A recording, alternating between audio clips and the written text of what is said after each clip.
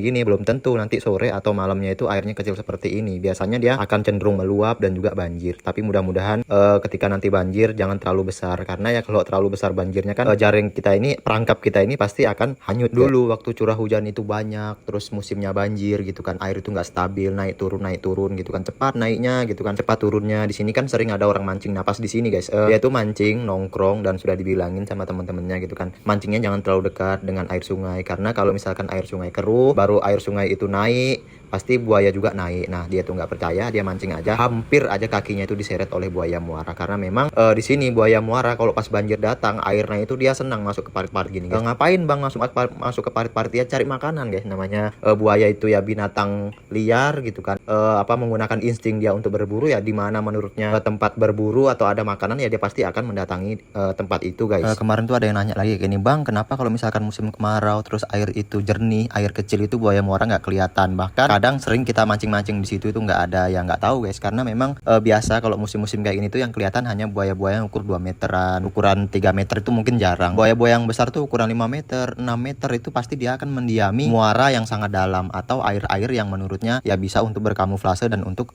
berdiam. Karena kan dia kan bobotnya besar dan panjang, nggak mungkin kan dia masuk-masuk ke parit kayak gini. Kecuali buaya-buaya yang nakal itu, buaya-buaya yang ukuran 1,5 meter, 2 meter itu kadang-kadang kalau malam itu kerap mendatangi hewan ternak warga kayak ayam, kayak itik, kayak bebek yang berada di sekitaran pinggir-pinggir parit atau sungai-sungai tembusan muara guys. Dan kemarin tuh ada kejadian lagi guys di Balikpapan tempatnya, ada seorang warga itu disambar oleh buaya muara dan sampai sekarang kabarnya belum ketemu. Nah ini guys, sebenarnya aku dengar kayak gini tuh orang-orang disambar buaya, dimakan buaya itu sedih banget. Karena dulu pernah aku punya pengalaman teman mancing, samaan mancing, pas di depan mataku sendiri dia itu disambar oleh buaya muara. Sedih banget ya, gimana guys, kita kan namanya di sini kadang-kadang hobi gitu kan, walaupun ada buayanya. Kalau sudah hobi mancing itu kadang-kadang dikalahkan rasa takut itu guys. Tapi ya kembali lagi kepada kita gitu kan. Aku di sini selalu mengedukasi buat kalian, mengingatkan supaya selalu waspada, was-was, jaga jarak ketika kita melakukan aktivitas atau memancing di sungai yang mana di situ ada buaya muaranya guys. Karena buaya muara Kalimantan ini sangat ganas dan tidak pandang-pandang ketika dia sudah lapar guys. Entah itu orang,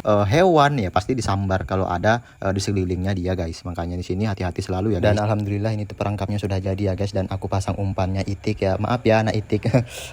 Kali ini aku jadikan umpan buaya gitu kan. Semoga aja nanti kita dapat. Dan ini tuh aku tuh ikat 2 kali ya. Yang pertama aku ikat ke tempat itu talinya, tempat jepretannya itu, dan yang kedua aku ikat di bambu ini guys, biar nanti kalau kena buayanya dia bakal narik bambu. Sekuat apa sih dia narik bambu? Karena ini tuh bambunya panjang, terus bambunya rebah, nggak mungkin kan dia mau narik rumput bambu. Tapi yang dipertanyakan ini talinya itu emang agak sedikit kecil, karena aku mikirkan kan ini kan buaya kecil aja, mudah-mudahan kuat guys.